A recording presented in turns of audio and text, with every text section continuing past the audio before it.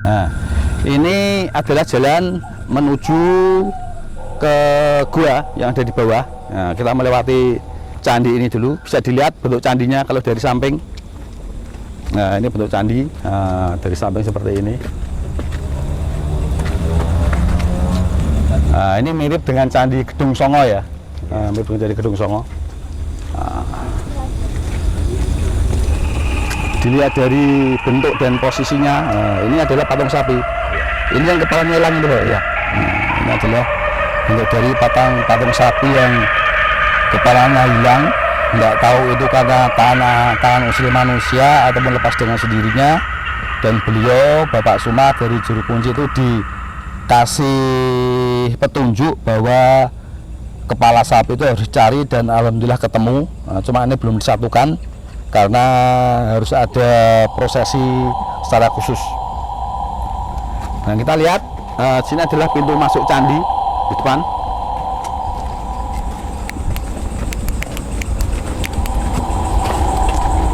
Ini pintu masuk candi.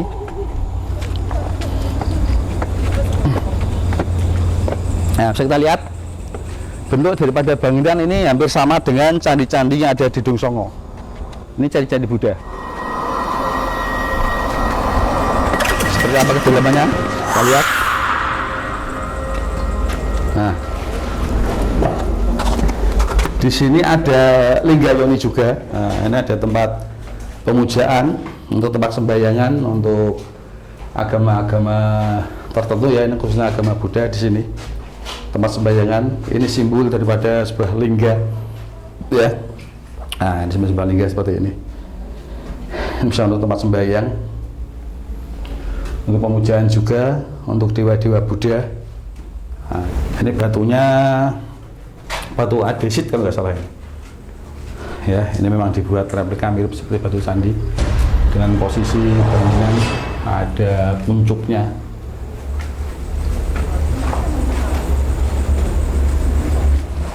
Kita akan coba menutur lagi. Ini jalan menghadap sini Bapak. Ya.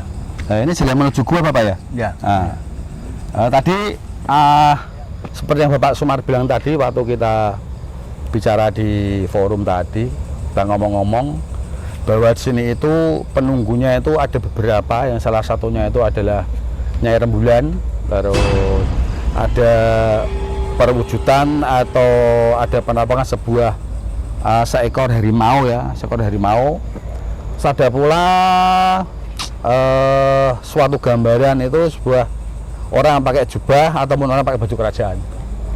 Nah, di bawah sini saya lihat ini adalah area bukan sembarang area ya. Kalau di atas candi itu adalah tadi pintu masuk.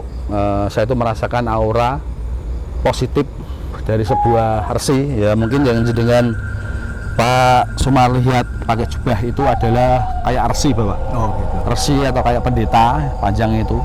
Jubah putih, dia kalau nggak salah pakai ikat kepala itu ya, kayak udeng-udeng zaman Majapahit itu. Yeah. Kayak seperti itu. Beliau adalah resi, salah satu penunggu di Tugu Batu ini. Auranya positif karena dengan getaran-getaran yang saya rasakan tadi ada di sekitar pintu masuk tadi. Dia sangat senang ya kita kunjungi karena dia itu tahu bahwa kita tuh datang nguri-nguri budaya, bukan untuk apa-apa. Kalau untuk Nyai Rembulan sendiri tadi sekilas ada di pojok sana. Pojok sana itu ada buah pohon. Ya itu. Nah, ya. Nah, ini ada sebuah pohon. Nah, kalau nggak salah harimau yang dijelaskan oleh Bapak Sumar tadi itu adalah teman beliau Nyai Rembulan. Jadi mungkin dengan Pak Sumar ingat Nyai Rembulan itu kalau menampakkan diri pasti ada harimaunya. Ya, ada harimau sebelahnya. Itu teman. Teman mungkin apa ya, kayak piaraan. Ya, kayak piaraannya beliau. Auranya positif. Auranya positif. Nyai Rembulan itu secara goib itu kayaknya seorang putri kerajaan Bapak. Seorang putri kerajaan. Mungkin tidak tahu di kerajaan mana ya, cuma beliau wujud aslinya seperti itu. Memang wajahnya bersinar putih dengan kecantikan yang luar biasa. Tapi beliau dengan keramahannya menjaga tempat ini, Bapak.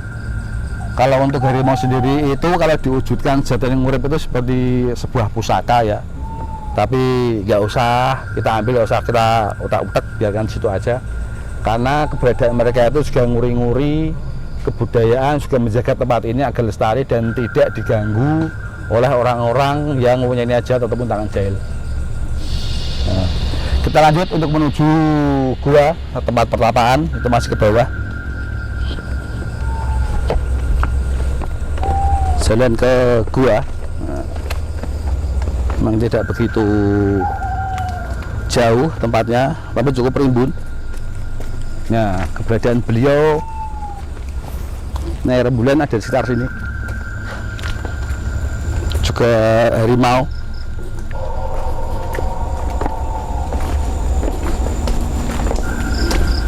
Assalamualaikum. Lanun. Nah, ini ada pohon besar ini. Nah, ini sekumpulan pohonnya ada di sini. Nah, ini ada aura campuran ya, aura campuran. Tapi untuk dekat presentasinya itu auranya aura positif ya. Ini ada pohon sebelah sini. Ini pohon gede.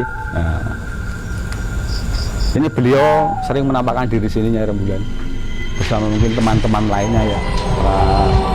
Satunya ada seekor harimau. Nah, juga ada mungkin kalau Mbak Kunti juga ada di sini ya, cuma masih kalah dengan aura dan kekuatannya beliau. Nah, ini adalah gua. Nah, ini sebelum ditemukan dulu bentuknya seperti gua biasa. Nah, sekitar ketinggian sekitar 1,50 meter lah. Seperti ini bentuknya. Ini sebelum dibuat, sebelum dikasih tembok dan secara seperti ini dulu adalah lapisannya tanah. Terus ditemukan oleh warga, dibikin tembok seperti ini. Yang pertama agar lebih kokoh, agar tidak terjadi reruntuhan di dalamnya. Dan misalkan ada orang bertapa pun tempatnya bersih, melakukan ritual ataupun semedi, tempatnya bersih seperti ini. Assalamualaikum. Ini ada tempat khusus ya. Ini untuk yang jaga kemungkinan kalau bertapa lebih dari satu orang. Assalamualaikum. Ini ada lingga. Ini lingkar tempat pemujaan seperti ini. Nah, seperti ini bentuknya lingganya. Sering juga untuk tempat bertapa ya. Demiters, pecinta bulu demit channel yang ada dimanapun berada, ini adalah gua tempat pertapaan yang dikatakan oleh beliau Bapak Sumar tadi, bahwa dulu kala gua ini berbentuk seperti ini ya, batu-batu biasa. Nah, tapi terus oleh warga, juga oleh paguyuban dibentuk, dibuka tembok seperti ini agar lebih kuat biar tidak terjadi reruntuhan. Tempat bertapa juga luas.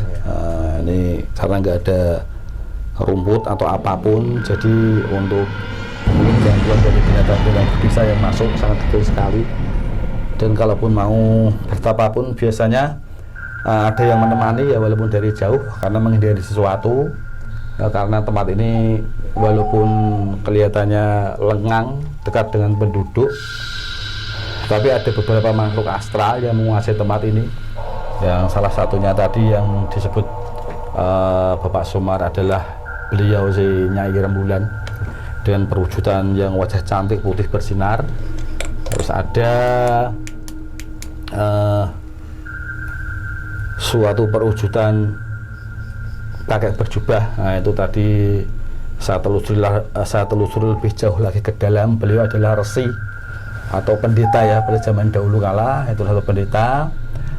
Bahwasanya kalau dalam suatu agama atau kepercayaan tertentu itu ada yang dituakan, yaitu yang seorang pendeta yang dituakan, disepuhkan ya kan, sebagai pemuka agama ya, sebagai pemuka agama.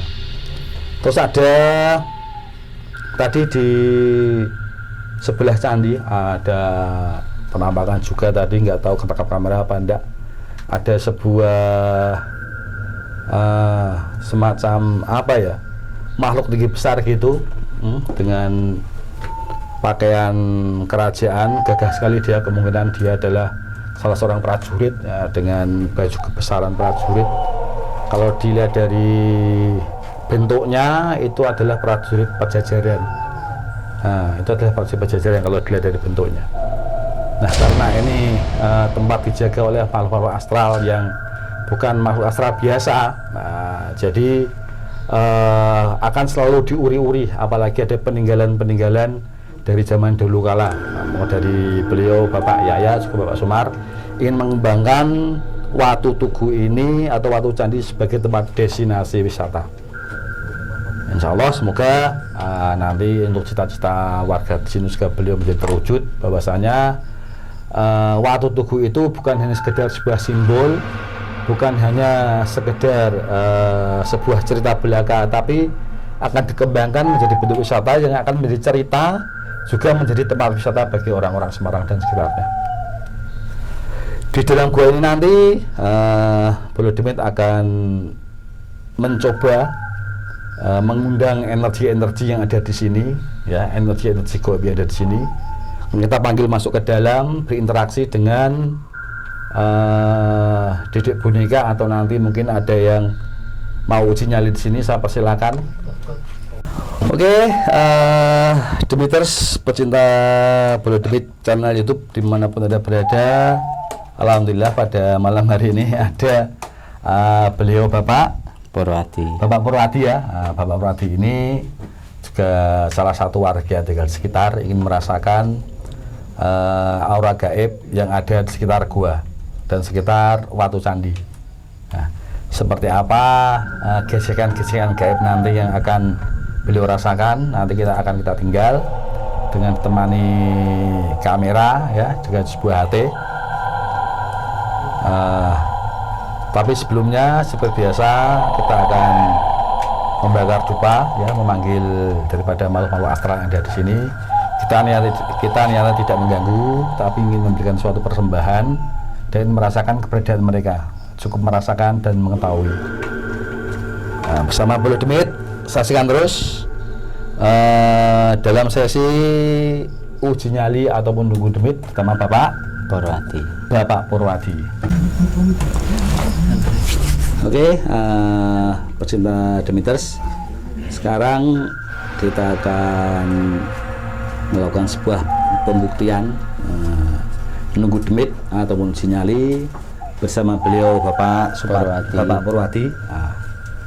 Nanti Bapak Purwadi akan kita tinggal dengan sebuah kamera ya dan HT. Nanti kalau Bapak merasakan apa-apa, bilang Bapak nih, cerita aja. Oh iya. Oh, saya melihat ini, saya merasakan ini, jadi bilang aja. Iya. Misalnya ada penampakan, jadi bilang, Mas ada penampakan itu. Terus dia merasakan, wah aku merasakan atis, merasakan udara dingin, jadi bilang aja. Nanti saya tunggu, saya tunggu. Nanti misalnya jenengan nggak kuat ataupun ada sesuatu yang jenengan nggak nyaman, jangan minta jemput, Iya. Jangan kemana-mana, Demiters, di mana Anda berada. Tapi sebelumnya akan kita bakar sebuah dupa, memanggil beliau-beliau ya, memanggil makhluk-makhluk astral yang ada di sekitar agar mau datang dan menampakkan diri di kamera ataupun berinteraksi dengan beliau Bapak Purwadi. Mas Bedra, minta tolong untuk dibakarkan dupanya. Ini.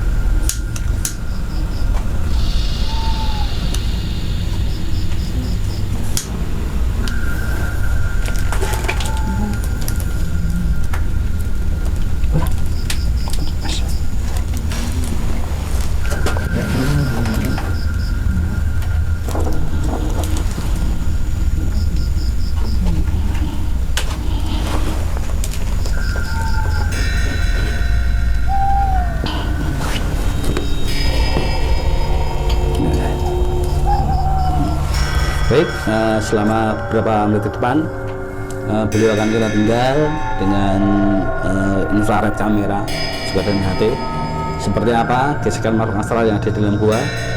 Ikuti terus Belu Demit dalam sebuah penelusuran di Watu Tugu, Kecamatan Tugu, Kelurahan Tugu Rejo, Semarang Barat. Satunya Bapak Haji? Nggih.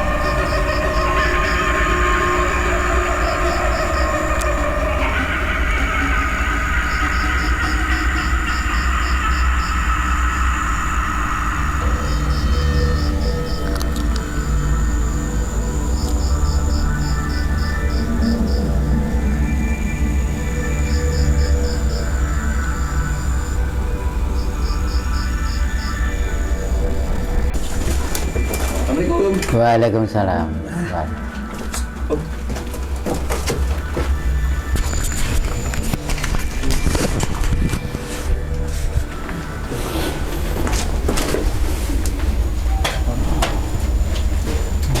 Monggo, monggo Pak, sebentar.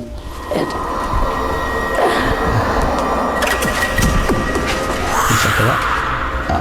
Nggih. Pecinta Demiters di channel YouTube Belu Demit, dimanapun Anda berada, sekarang kita udah bersama beliau Bapak Purwadi. Nggih. Gimana Pak, saya tinggal tadi hampir setengah jam lebih. Iya.